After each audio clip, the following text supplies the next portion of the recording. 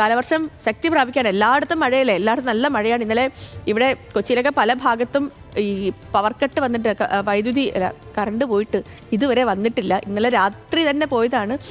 ഭയങ്കര പ്രശ്നമാണ് ഇവിടെയൊക്കെ. ഈ പലയിടത്തും ഈ മരമൊക്കെ ഒടിഞ്ഞു വീണിട്ടെ ഈ പോസ്റ്റ് തകർന്നതാണെന്ന് തോന്നുന്നു. അവിടെ പ്രത്യേകിച്ച് ഞാനൊന്നും കാണുന്നില്ല, പക്ഷെ മരങ്ങളൊക്കെ ഒടിഞ്ഞു കിടപ്പുണ്ട്. കറണ്ടും ഇല്ലാത്തൊരവസ്ഥയാണ്. അപ്പോൾ നമുക്ക് പോകാം ഓരോ സ്ഥലങ്ങളിലൊക്കെ ഇന്ന് എങ്ങനെയാണ് അവസ്ഥ എന്നുള്ളത്. എല്ലായിടത്തും ഇത്തരത്തിലുള്ള കാലവർഷ കെടുതികളൊക്കെ തന്നെ ആയിരിക്കും. സംസ്ഥാനത്ത് കാലവർഷം ശക്തി പ്രാപിക്കുകയാണ്. 6 ജില്ലകളിൽ ഇന്നിപ്പോൾ റെഡ് അലർട്ട് ഉണ്ട്. 8 ജില്ലകളിലാണ് ഓറഞ്ച് അലർട്ട്. ബംഗാൾ ഉൾക്കടലിലെ ന്യൂനമർദ്ദം അത് അതിതീവ്ര ന്യൂനമർദ്ദമായി ശക്തി പ്രാപിച്ചതുകൊണ്ട് തന്നെ അടുത്ത 5 ദിവസവും ഈ മഴ ഇങ്ങനെ തുടരുമെന്നാണ് കാലാവസ്ഥാ വകുപ്പ് അറിയിച്ചിരിക്കുന്നത്. 10 ജില്ലകളിലെ വിദ്യാഭ്യാസ സ്ഥാപനങ്ങൾക്ക് ഇന്നിപ്പോൾ അവധിയാണ്. കോഴിക്കോട് വിലങ്ങാട് ശക്തമായ മഴയുണ്ട്. അതേസമയം പെരിയാറിലെ ജലനിരപ്പും ഉയരുന്നു. തിരുവനന്തപുരത്ത് നിന്ന് ചന്തു ചന്ദ്രശേഖറും കോഴിക്കോട് നിന്ന് രമ്യാദാസും കൊച്ചിയിൽ നിന്ന് ആസിഫും ചേരുന്നുണ്ട്. ആദ്യം നമുക്ക് ചന്തുവിലേക്ക് പോകാം. തിരുവനന്തപുരത്ത് നിന്ന് ചന്തു ഉണ്ട്. Chandu, good morning. തിരുവനന്തപുരത്ത് എങ്ങനെയാണ് ചന്തു മഴ? നല്ല മഴയാണോ? ഈ മഴക്കെടുതികൾ എന്തെങ്കിലും ഉണ്ടോ? ഇന്നത്തെ ഒരു അലേർട്ടും കാര്യങ്ങളൊക്കെ എങ്ങനെയാണ്? Sethulakshmi, good morning.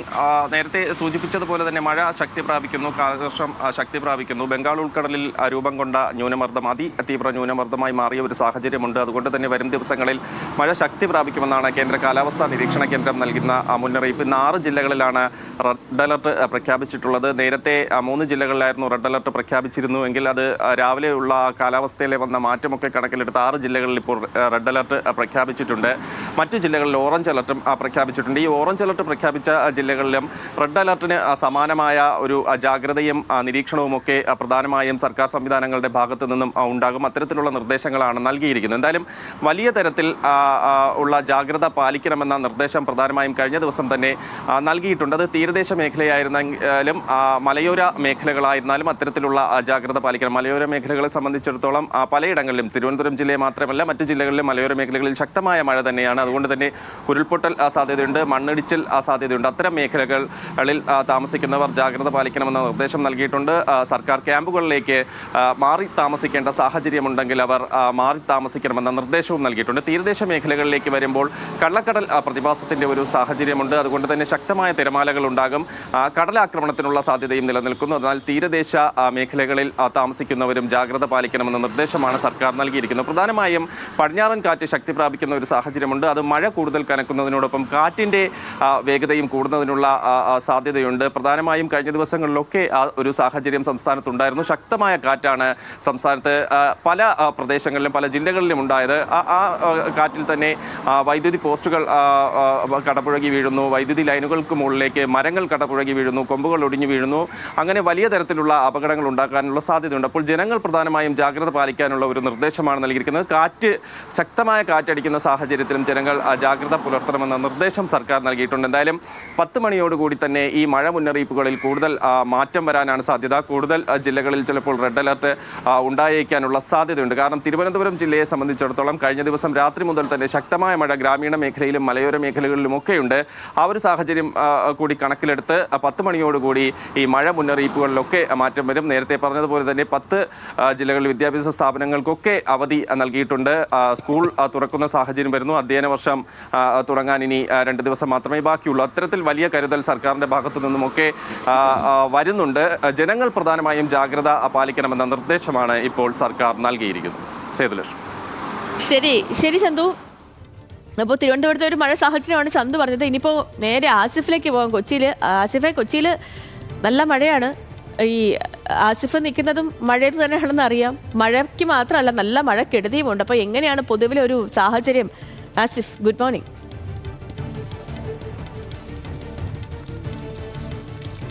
Sethu, good morning. തീർച്ചയായും എറണാകുളം ജില്ലയിൽ വ്യാപകമായ മഴയുണ്ട്. സേതു ആദ്യം ചൂണ്ടിക്കാണിച്ചതുപോലെ പലയിടത്തും വൈദ്യുതി ബന്ധം താറുമാറായിട്ടുണ്ട്. കാരണം ഇന്നലെ രാത്രിയിലും അടക്കം മരങ്ങൾ വീണടക്കം പല പ്രദേശങ്ങളിലും വൈദ്യുതി കമ്പികൾ പൊട്ടുന്നതിലേക്ക് സാഹചര്യങ്ങൾ എത്തിയിട്ടുണ്ട്. എന്തായാലും KCB ജീവനക്കാരെ സംബന്ധിച്ചും ഫയർഫോഴ്സ് ജീവനക്കാരെ സംബന്ധിച്ചും വലിയൊരു ടാസ്ക് തന്നെയാണ് എന്ന് പറയാം. കാരണം അവർ ഓടി നടന്ന് വേണം ഓരോ പ്രദേശത്തെയും പ്രശ്നങ്ങൾ ഇങ്ങനെ പരിഹരിച്ചു പോകാൻ. എറണാകുളം ജില്ലയിൽ ഇന്ന് പുലർച്ചെ ഒരു അതിതീവ്ര മഴ എന്ന് പറയാൻ കഴിയുന്ന സാഹചര്യമായിരുന്നു. തുള്ളി തോരാതെ പെയ്തുകൊണ്ട് ഇരിക്കുകയാണ് തുടരുകയാണ് പലയിടങ്ങളിലും. മലയോര മേഖലകളിലും ശക്തമായ മഴ പെയ്യുന്നുണ്ട്. ഞാനിപ്പോൾ നിൽക്കുന്നത് പെരിയാറിൻ്റെ തീരത്താണ്. പെരിയാർ പലയിടത്തും ഇപ്പോൾ മണപ്പുറത്തൊക്കെ നമുക്ക് നോക്കിയാൽ കാണാം. മണപ്പുറമൊക്കെ വെള്ളം കയറി ഇന്നലത്തേക്കാളിലും വലിയ രീതിയിലുള്ള നീരൊഴുക്ക് വർദ്ധിച്ചിട്ടുണ്ട്.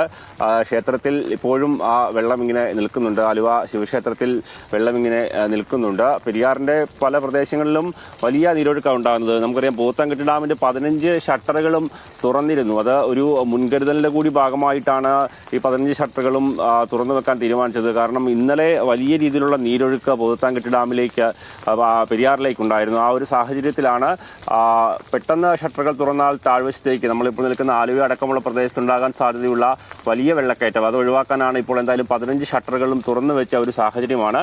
മലയോര മേഖലയിൽ ശക്തമായ മഴ തുറന്നുകൊണ്ടേയിരിക്കുന്നു. അതോടൊപ്പം മരം വീണുകൊണ്ടുള്ള നാശനഷ്ടങ്ങൾ ജില്ലയിൽ വ്യാപകമായി തുടരുകയാണ്. ഇന്നലെ തന്നെ പലയിടങ്ങളിലും വലിയ വമ്പൻ മരങ്ങളാണ് ദേശീയപാതയിലേക്ക് പോലും കടപുഴകി വീഴുകയും മണിക്കൂറുകളോളം ഗതാഗത തടസ്സമുണ്ടാകുകയും ചെയ്തത്. ഇപ്പോൾ നമുക്ക് ഈ പെരിയാറിൻ്റെ ദൃശ്യങ്ങൾ നോക്കിയാൽ മനസ്സിലാകും. പെരിയാറിൻ്റെ ആ കര കവിഞ്ഞൊഴുകുന്നത് സാധാരണ നമ്മൾ നിൽക്കുന്ന ഭാഗത്ത് ഒക്കെ ഉണ്ടാകുന്നതിലും ഈ നമുക്ക് ആ പാലത്തിൻ്റെയൊക്കെ ദൃശ്യങ്ങൾ നോക്കിയാൽ പാലത്തിൻ്റെ ഭാഗത്തേക്ക് നോക്കുമ്പോൾ അറിയാം ആലുവ പാലത്തിൻ്റെ ആ ഒരു പ്രദേശം മുഴുവൻ നമുക്ക് കര കാണാൻ കഴിയാത്തതുപോലെ ഇരുകരയും തൊട്ടുകൊണ്ടാണ് ഇപ്പോൾ പെരിയാർ ഒഴുകുന്നത്. സ്വാഭാവികമായും പക്ഷേ ഈ പ്രളയ മുന്നറിയിപ്പ് ലെവൽ പെരിയാറിൽ 3 ഭാഗങ്ങളിലാണ് അളക്കുന്നത്. ആ 3 ഭാഗങ്ങളിലും പക്ഷേ പ്രളയ മുന്നറിയിപ്പ് ലെവലോളം വെള്ളം എത്തിയിട്ടില്ല എന്നുള്ള ഒരു ആശ്വാസകരമായ സംഗതിയുണ്ട്. നമ്മളിപ്പോൾ ദൃശ്യങ്ങളിൽ കാണുന്ന മാർത്താണ്ഡവർമ്മ പാലത്തിന് സമീപത്താണ് അതിൽ ഒരിടത്ത് പ്രളയ മുന്നറിയിപ്പ് ലെവൽ അളക്കുന്നത്. അവിടെയും ആശ്വാസകരമായ തോതിൽ തന്നെയാണ് പെരിയാറിലെ ജലനിരപ്പ് ഉള്ളത്. പക്ഷേ നീരൊഴുക്ക് വർദ്ധിക്കുന്ന സാഹചര്യമുണ്ട്. കടുത്ത ജാഗ്രത പുലർത്താനുള്ളൊരു നിർദ്ദേശം ഇപ്പോൾ ജില്ലാ ഭരണകൂടം നൽകിയിട്ടുണ്ട്. പക്ഷേ അത് ഭയപ്പെടേണ്ട സാഹചര്യമില്ല എന്നുള്ള കാര്യവും കൃത്യമായി അറിയിച്ചിട്ടുണ്ട്. എന്തായാലും മഴ ശക്തമായി ജില്ലയിൽ തുടർന്നുകൊണ്ട് ഇരിക്കുന്നു. മൂവാറ്റുപുഴയാറിലെയും ജലനിരപ്പ് ഉയരുന്നുണ്ട്. അത് മലങ്കര ഡാമിൻ്റെ ഷട്ടറുകൾ ഉയർത്തിയ സാഹചര്യമുണ്ട്. അത് ഇടുക്കി ജില്ലയിലടക്കം പെയ്യുന്ന മഴയും മൂവാറ്റുപുഴയാറിലേക്കുള്ള ജലനിരപ്പിനെ വലിയ രീതിയിൽ ബാധിക്കുന്നുണ്ട്. ഏതായാലും ഇപ്പോൾ ശക്തമായ മഴ ജില്ലയുടെ പല ഭാഗങ്ങളിലും തുറന്നുകൊണ്ടിരിക്കുകയാണ്. ശരി ആസിഫ്, ഈ കൊച്ചിയിലെ ഒരു പൊതു സാഹചര്യവും നദികളിലേക്ക് ജലനിരപ്പ് ഉയരുന്നു, പ്രത്യേകിച്ച് പെരിയാറിലേക്ക് ജലനിരപ്പ് ഉയരുന്നുണ്ട്. ആലുവ ശിവക്ഷേത്രത്തിൽ വെള്ളം കയറി, ഒപ്പം സമീപവാസികൾക്കൊക്കെ ജാഗ്രതാ നിർദ്ദേശം കൊടുത്തിരിക്കുന്നു. പിന്നെ ഈ പറഞ്ഞ പോലെ കൊച്ചിയിൽ ഭയങ്കര മഴക്കെടുതികളാണ്. അപ്പോൾ അതുമായി ബന്ധപ്പെട്ടുള്ള വിവരങ്ങളൊക്കെ നൽകുകയായിരുന്നു നമ്മുടെ ആസിഫ്. ഇനി നേരെ നമുക്ക് കോഴിക്കോട്ടേക്ക് പോവാം. കോഴിക്കോട്ടേക്കും ഈ പറഞ്ഞ പോലെ കോഴിക്കോട്ടെ മഴയെക്കാളും ഈ കാലവർഷമൊക്കെ ശക്തി പ്രാപിച്ചതിന് ശേഷം മഴക്കെടുതികളായിരുന്നു അധികവും. രമ്യ ഉണ്ട്. Ramya, good morning. ഇന്ന് എങ്ങനെയാണ് കോഴിക്കോട്ടെ അവസ്ഥ? കഴിഞ്ഞ ദിവസം വിലങ്ങാടൊക്കെ നമ്മൾ കാണുമ്പോഴത്തേനും ജലനിരപ്പൊക്കെ ഇങ്ങനെ ഉയർന്ന് പോകുന്ന ഒരു അപകടകരമായ രീതിയിലേക്കൊക്കെ എത്തിയതൊക്കെ കണ്ടിരുന്നു. അപ്പോൾ വിലങ്ങാടൊക്കെ എന്താണ് സ്ഥിതി?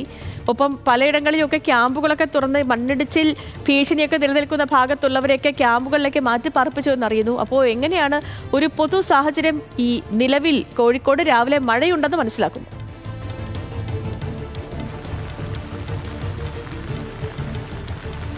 Good morning Sethu. രാവിലെ കോഴിക്കോട്ട് എന്തു തന്നെയായാലും മഴയുണ്ട്. കുറച്ച് ദിവസങ്ങളിലായി തുടർച്ചയായി പെയ്തുകൊണ്ടിരിക്കുന്ന മഴയാണ്. കഴിഞ്ഞ ദിവസം വിലങ്ങാട്ട്, മറ്റൊരു വിഷയം വിലങ്ങാടാണ്, മലയോര മേഖലയാണ്. വിലങ്ങാട് കഴിഞ്ഞ ദിവസം നമ്മൾ റിപ്പോർട്ട് ചെയ്ത പോലെ ശക്തമായ മഴയായിരുന്നു. ഇന്നും ശക്തമായ മഴയുണ്ട്. പക്ഷേ ഏറെ ആശ്വാസകരമായി നമുക്ക് അവിടെ നൽകാൻ കഴിയുന്ന കാര്യം, വിലങ്ങാട് പുഴയിലെ ജലനിരപ്പ് ഇന്നലെ വലിയ തോതിൽ ഉയർന്നിരുന്നു. ഇത് വലിയ തോതിലൊരു ആശങ്കയും ഉളവാക്കിയിരുന്നു. കാരണം ഇന്നലെ ഒരു കുടുംബത്തെ കൂടി ക്യാമ്പിലേക്ക് മാറ്റിയിരുന്നു. എന്നാൽ ഇന്ന് നമുക്ക് പുഴയിലെ ജലനിരപ്പ് ക്രമാതീതമായി ഉയർന്നിട്ടില്ല. വലിയ ഭീഷണിയില്ല എന്ന് തന്നെയാണ് നമുക്ക് ലഭിക്കുന്ന വിവരം. അത് ഏറെ ആശ്വാസകരമാണ്. എങ്കിലും മലയോര മേഖല ഉൾപ്പെടെ ശക്തമായ മഴ തന്നെയുണ്ട്. നഗരത്തിലും അതുപോലെ തന്നെയാണ് ശക്തമായ മഴ തന്നെയാണ് ഇടവിട്ട് പെയ്തുകൊണ്ടിരിക്കുന്നത്. ഈ മഴയ്ക്കൊപ്പം ഉണ്ടാകുന്ന ശക്തമായ കാറ്റും ഏറെ വെല്ലുവിളികളാണ് സൃഷ്ടിക്കുന്നത്. അതായത് ഇപ്പോൾ തിരുവനന്തപുരത്തു നിന്നും കൊച്ചിയിൽ നിന്നും എല്ലാം റിപ്പോർട്ട് ചെയ്തതുപോലെ തന്നെ കോഴിക്കോട്ടും ശക്തമായ കാറ്റാണ് ഈ മഴയ്ക്കൊപ്പം ഉണ്ടാകുന്നത്. ഇത് വലിയ തോതിൽ മരങ്ങൾ കടപുഴകി വീഴുന്നതിനും ഒടിഞ്ഞു വീഴുന്നതിനൊക്കെ കാരണമാകുന്നുണ്ട്.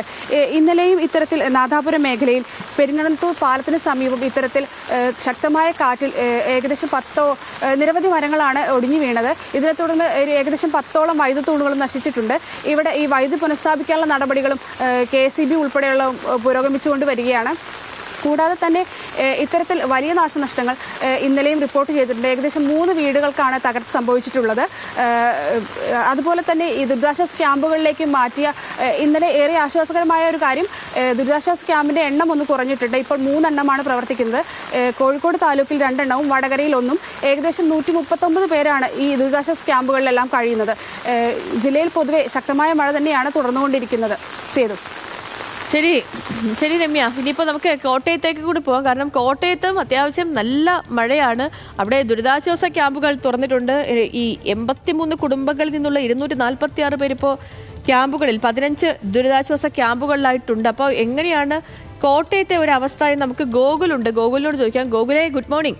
ഈ കോട്ടയത്തും നല്ല മഴയാണ്, പ്രത്യേകിച്ച് ക്യാമ്പുകൾ കൂടുതൽ തുറക്കുന്നു, ക്യാമ്പുകളിലേക്ക് മാറ്റുന്നവരുടെ എണ്ണം കൂടുന്നു. അപ്പോൾ മഴയുമായി ബന്ധപ്പെട്ട ഒരു സാഹചര്യം എന്തെന്ന് വേണം. പിന്നെ അതുപോലെ തന്നെ ഈ മൂവാറ്റുപുഴ, മീനച്ചൽ, മണിമല ആറുകളിലൊക്കെ കഴിഞ്ഞ ദിവസങ്ങളിലൊക്കെ ഭയങ്കര ജലനിരപ്പ് ഉയരുന്നു എന്ന മുന്നറിയിപ്പും റിപ്പോർട്ടും ഒക്കെ വന്നതാണ്. അപ്പോൾ എങ്ങനെയാണ് പൊതുവെ നദികളിലേക്കൊരു ജലനിരപ്പ് ഈ ദിവസം രാവിലേക്ക് എത്തുമ്പോൾ?